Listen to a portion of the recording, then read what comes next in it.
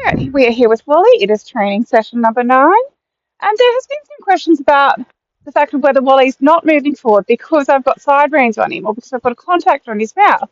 So I just wanted to clarify that he's not going forward because I've got side reins on him or because I've got a contact. He's not going forward because he's not in front of my, like on my aids or in front of my leg when I'm riding him. So he's getting much more responsive to the voice aids. However,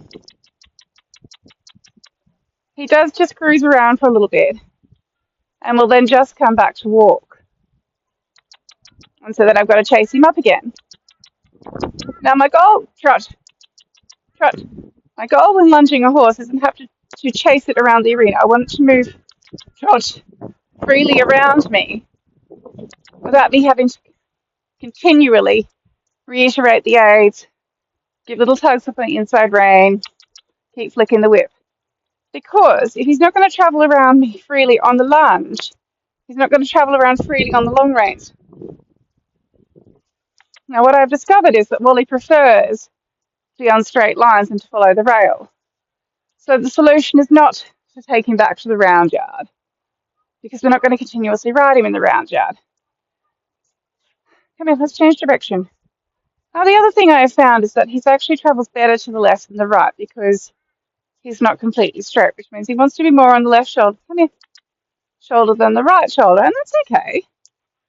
That's just horses, like we're right-handed or left-handed.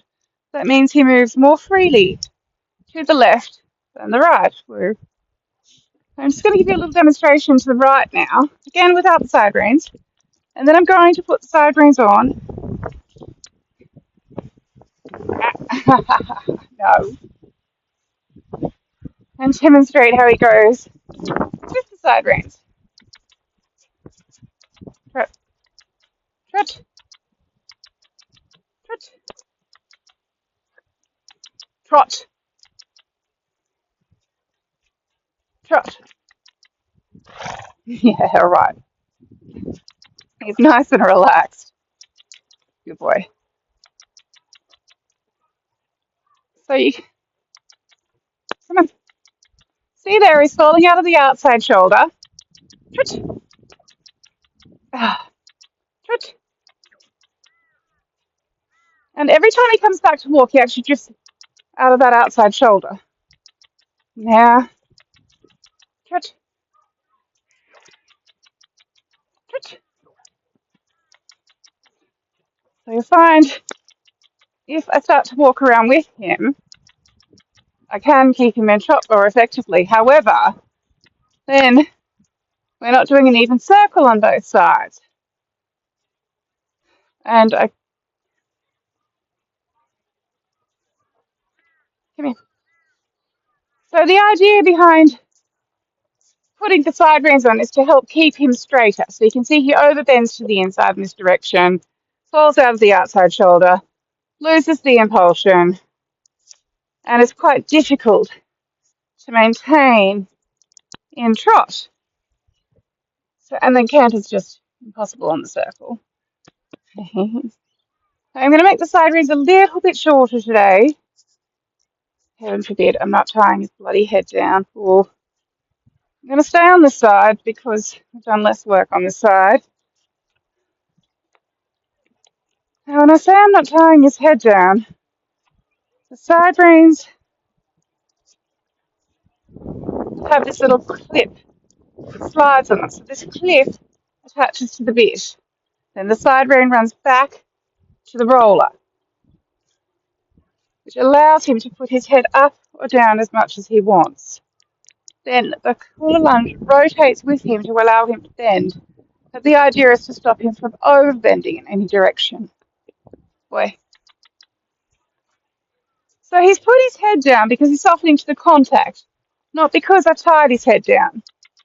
And the idea of the outside rein, trot, is to trot, provide some support and help keep him on this curved line that he's travelling on. So, yes, trot. When he's straight, he has more power. So as soon as he falls out of that outside Shoulder is losing power. Good boy. I don't even know if you can see out of that eye. Wally, let me fix your eye. Jesus. Ooh. Come here. Come here. Come here. Sorry, Matt. Oh, you can see. Good boy. Let's just uncover it a bit more. All right. So, once again, like as I said, it was suggested to me to put him in the round yard. That is not a solution. Teaching him to follow the rail is not a solution. He has to learn to move forward freely and independently. And on a contact, because as a dressage and show horse, he is ridden on a contact. Trot. Yeah, good boy. Now you can see the change in the trot here. He's got more spring in the trot. Trot. And he is moving forward a little bit more freely. But this is what you get under saddle. So he needs to learn to move forward more freely without me chasing him for every stride. Otherwise, when you're under saddle, you're chasing for every stride. And then you're just exhausted at the end of the ride. And also, all right, we'll change direction. Come here. It's not nice for him. When I first got on him, I think I kicked him about 10 times and used the whip to even get him to walk. It's not nice for him and it's not nice for me.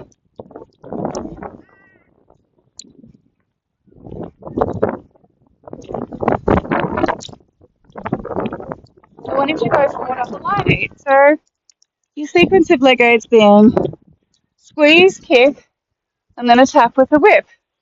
And the fact that he's unresponsive, where are you going? To all of those things means he's really behind your leg. Come on. Trot. Trot. Good boy. Good boy. And you'll see. Trot. Trot. He does travel forward more freely on the side.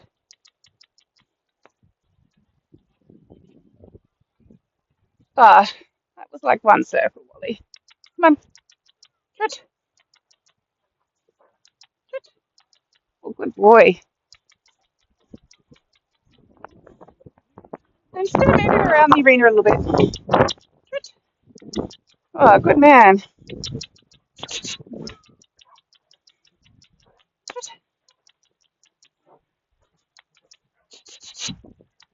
Good man.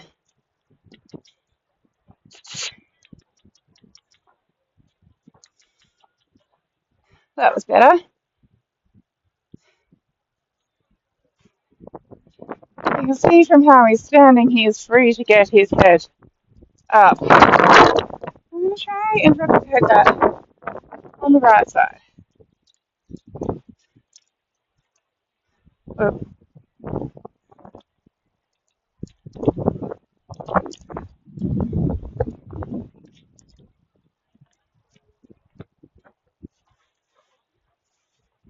Come on, the piper will lose you. Twitch. Twitch.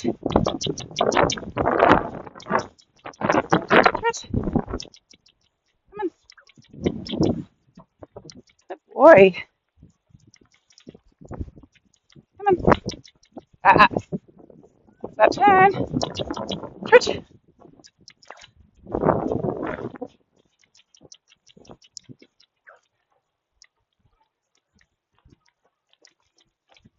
Let's see if we make the turn this time. Good man. Twitch. Good boy.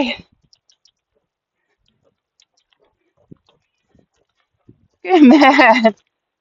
Oh. All right.